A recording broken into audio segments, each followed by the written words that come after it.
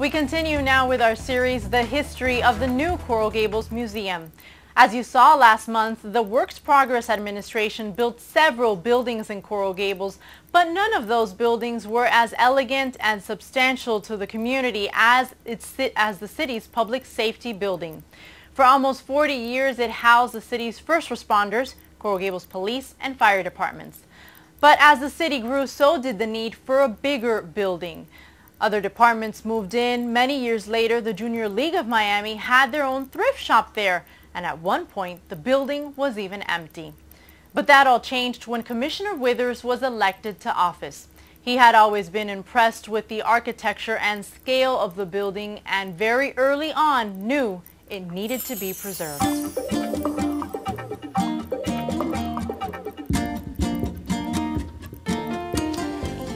Well, it probably started when I was around 7 or 8 years old and used to hang out at the bus terminal across the street.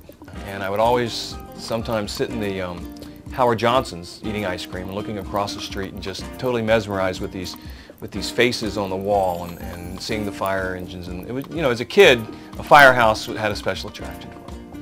And so it just kind of, I guess, embedded in me. The images and allure of the building were ingrained in his brain and heart. In 1991, Wayne E. "Chip" Withers was elected to serve on the Coral Gables Commission. It was a major turning point for the museum, for there was now someone in office interested in preserving the building. But it was just kind of making sure that we didn't let that building go to some other use that would, you know, damage the integrity of the inside and the outside. After 5 years in public office, hundreds of calls, conversations, and letters urging for support, Commissioner Withers finally got the break he was looking for.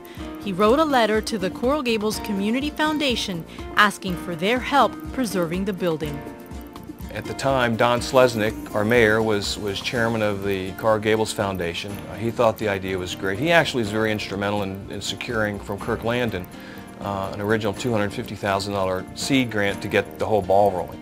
Shortly after, Commissioner Withers assembled a team of visionaries to plan the evolution of the building and generate ideas for its role in the community. And my short little tunnel vision was a historic museum, and by the time this group, after a couple of years, got a hold of it, it turned into being a community center. Actually, I should say there were really, in my opinion, 3 driving forces. First, to preserve the building, because certainly the heritage of the City Beautiful is historic preservation and wanting to preserve the rich past that we have. Secondly, to preserve and really, I think, emphasize the service aspect that had really always been behind that building. And then lastly, come up with a convening center. Because again, if we look at the success of the youth center, which is geographically different than this, as well as the focus, we really needed, I think in many of our minds, another place that could be a public gathering place for citizens. With the notion settled for a cultural center, the focus shifted to the type of programming that was appropriate. You know, one of the neat ideas we thought about doing was on Friday nights was to have silent movies thrown up on the wall with a piano player, and people could bring and sit at tables out in the park area, or Books and Books would do poetry reading, or Barbara Stein from the Playhouse would do theater on Thursday nights of the cast members in the current theater. So it's going to be a dynamic, not just old George Merrick, you know, dishes hanging on the wall, but it's going to be, you know, it's going to be a dynamic part of Coral Gables. We're also very, very focused on children's programming and getting kids involved in the understanding that they have control of their future with design, architecture, and planning. We're going to have a concert series starting in November of the sister cities nations that we have. So there'll be French and music, Spanish music, you know, on a rotating basis once a month. Lecture series with Books and Books. They're right next door and they do so many wonderful things, so we're going to connect with them. But I think what people are mostly interested in is what are the exhibitions? What are you going to see when you come to this place?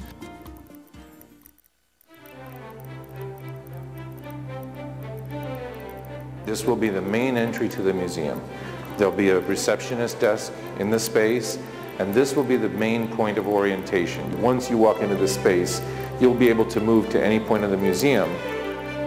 We are currently in the original courtroom. We're just off of the entryway to the building. And this courtroom was built back in '38 when the original building was established. In 1939, the room just off the lobby, which will serve as the gift shop, was the original courtroom. This is going to be a room that the community can enjoy. We're going to use it for various purposes, but basically it's going to be a meeting space that we use for when new exhibits come in, as we bring touring exhibits in, for the opening of the exhibit, a discussion regarding the exhibit. We are also going to use the space for lectures, community lectures, art, historical lectures. That room, which is going to be the community room, was actually the second courtroom. That was a courtroom that was built in the 50s by Phineas Pace's firm after firm had passed away. So the firm survived him, as often happens, and in the 50s they were brought back to add that room. Originally that was a yard, which I think, or speculate, that it was a place for the prisoners to be exercised. But that's a 1950s addition to the 1939 building. Very sensitively done, beautifully done. Across the hall, visitors will get a sense of what rudimentary jail life was like in the 40s. The floors were left just as they were found. A closer look at it reveals the holes where the bars of the jail cells bolted into the concrete slab.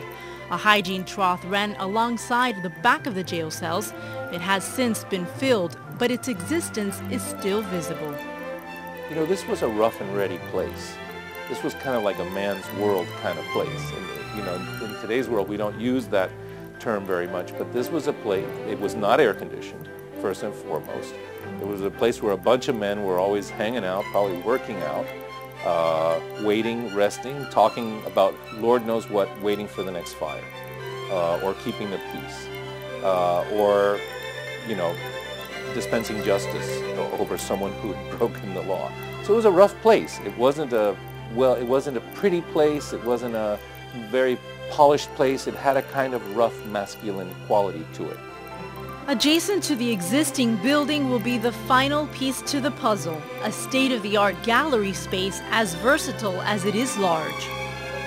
What you can see, if you can visualize, against that wall will be a 3,000 square foot building. In the renderings you can see the architectural design will complement the existing building, the old building. If I could steal a quote from an ancient Greek philosopher named Aeschylus, in 500 BC he wrote, "From a small seed a mighty trunk will grow." And when we return, the city celebrates 85 years of service. We'll be right back.